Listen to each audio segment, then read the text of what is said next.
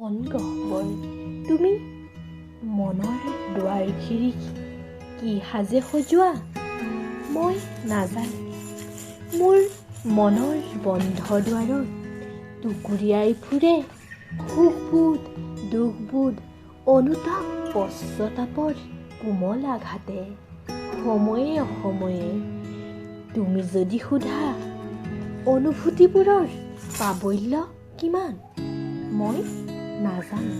মাথো সিহঁতে লৈ যায় বেলা অবেলাত মন গহ্বৰৰ সুগভীৰলৈ দূৰলৈ।